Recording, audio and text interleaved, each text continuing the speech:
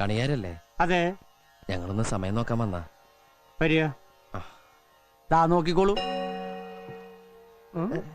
2:30 മണിയായി. പോയിക്കോളൂ. ഓ സന്തോഷമായി. അതല്ല, ഒരു കല്യാണത്തിന് കുരുത്തം നോക്കി മുഹൂർത്തം മുറിക്കാൻ വന്നാ. അല്ല, പൊരുത്തം നോക്കി മുഹൂർത്തം കുറിക്കാൻ വന്നാ. ഇതിനൊക്കെ പകല് വന്നുകൂടെ? സന്ധ്യ കഴിഞ്ഞാൽ ഇതൊന്നും നോക്കാൻ പാടില്ല. ചെറുക്കന് മിഡ് നൈറ്റിലാ സെറ്റപ്പ് ആയത്. നാളെ ഏർലി മോർണിംഗിൽ വെഡിങ് നടത്തണം. എല്ലാം ചടപടേന്നായിരുന്നു. എന്താന്ന്? നമ്മൾ ബ്രാഹ്മണന്മാരാണെന്ന് വിചാരിച്ചോട്ടെ. എല്ലാം പെട്ടെന്നായിരുന്നേ. എന്നാ പിന്നെ കല്യാണം കൂടി കഴിഞ്ഞിട്ട് മുഹൂർത്തം നോക്കിയാ പോരായിരുന്നു. മതിയായിരുന്നു, വെറുതെ മനുഷ്യന്റെ ഉറക്കം കളഞ്ഞ്. കണിയാൻ സാറോ അങ്ങനെ പറയരുത്. വിവരങ്ങളൊക്കെ ഇത് പറയും. മഹാലക്ഷ്മി പാതിരാക്ക് വന്നാലും മടക്കി വിടാൻ പാടില്ലെന്നാ. മഹാലക്ഷ്മി ആരാ? മോള ഭാര്യ ആയിരിക്കും അല്ലേ?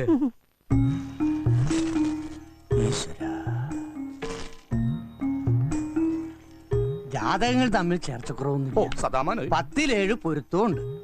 പക്ഷേ ഒരു കുഴപ്പം കാണുന്നുണ്ടല്ലോ.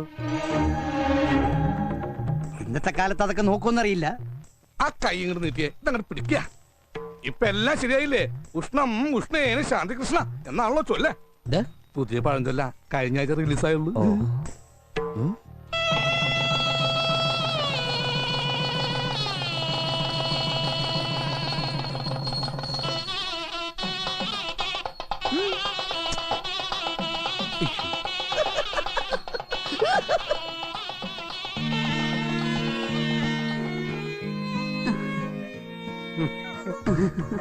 ഇപ്പൊ നമ്മള് ബന്ധുക്കളായിട്ടോ കത്തരുന്നേ.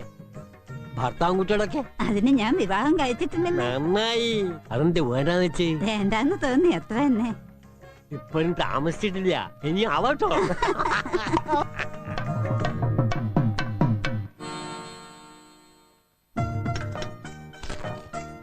ഇവിടെ സാമ്പാർ. സപ്ലയർ ഇത്തിരി സാമ്പാർ താങ്ങിയേ. നീ എന്തിനാ ഇപ്പൊ കയറിയിരുന്നത്? ഞങ്ങൾ